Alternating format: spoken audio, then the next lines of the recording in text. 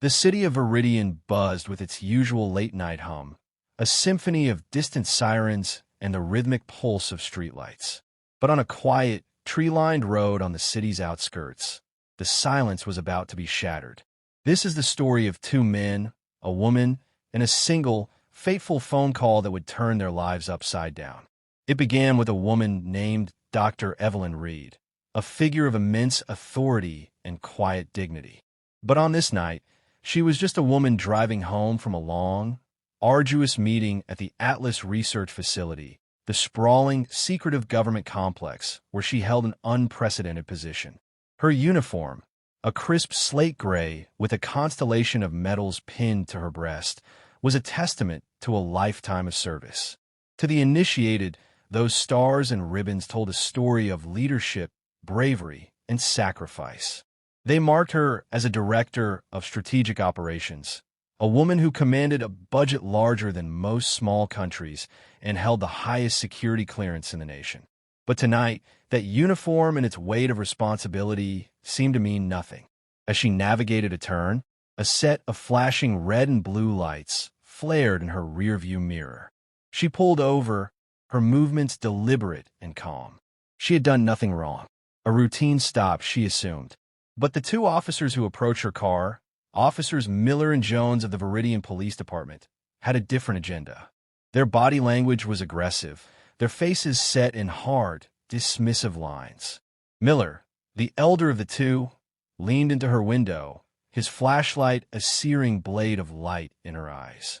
"License and registration," he barked, his voice sharp with an unspoken challenge. Evelyn's voice was a calm counterpoint to his aggression. "Of course, officer. May I ask why I've been stopped?" Miller's smirk was a slow, contemptuous thing. "Don't get smart with me. You people think you can talk back and get away with it." A cold knot formed in Evelyn's stomach. "You people." The words were a brand, a dismissal of her rank, her service, her very humanity. She looked at him, her gaze unflinching.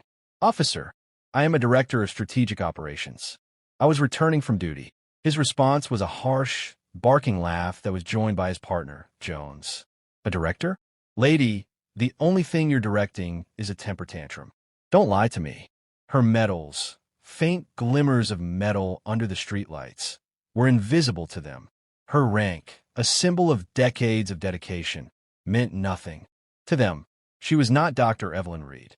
She was just another angry woman, someone they could easily dismiss, belittle, and control. "Step out of the vehicle," Miller commanded. Evelyn, trained to maintain composure under duress, complied. But as her feet touched the pavement, Jones grabbed her arm, twisting it behind her back with a cruel, practiced motion. The click of the handcuffs was a brutal punctuation mark in the night silence. The cold metal bit into her wrists.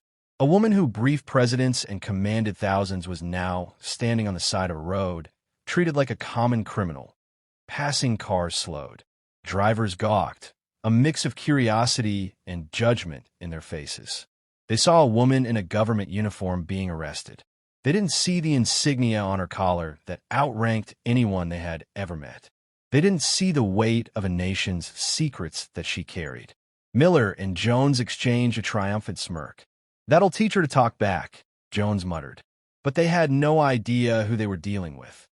The cold pressure of the cuffs was nothing compared to the quiet rage that simmered beneath Evelyn's calm exterior. She didn't raise her voice. She didn't plead. She simply looked Miller dead in the eye, her voice a low, steady current. "I need to make a call." Miller and Jones scoffed. "A call? To whom? Her lawyer? Her husband?" They laughed, the sound echoing their own self-assured ignorance. "Go on," Miller taunted. "Good luck with that." With her cuffed hands, Evelyn reached in her pocket and pulled out a secure, government-issued phone. Her fingers, moving with the speed and precision of someone used to life-and-death decisions, punched in a number. It was a line that bypassed all conventional channels, a direct line to the highest echelons of power. Her voice, when she spoke into the receiver, was no longer the polite tone she had used with the officers.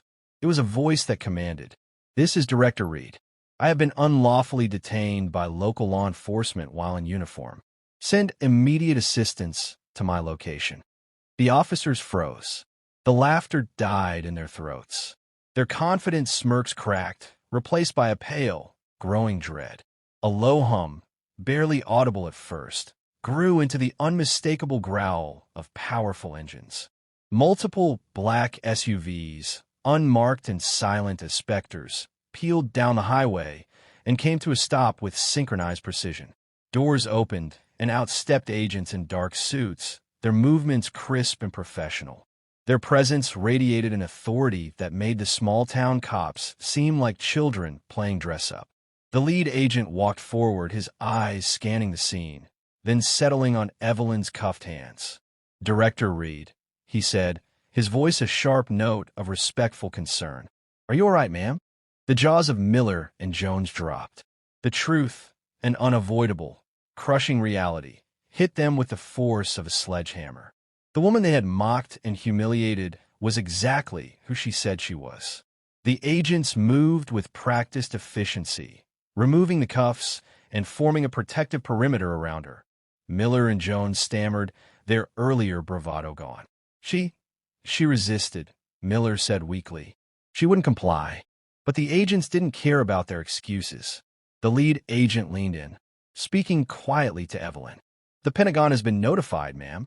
We've been instructed to secure the scene and report directly to the secretary." Evelyn stood tall, rubbing the red marks on her wrists. She didn't gloat. She didn't yell. She simply stood in dignified silence, her quiet presence more powerful than any words. The power dynamic had flipped. The cops who thought they were in charge now stood powerless, overshadowed by a force that answered to a higher authority.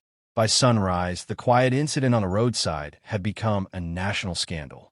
The report filed by the agents was on the secretary's desk before dawn. The outrage was immediate and decisive. Miller and Jones were not just an embarrassment to their police department.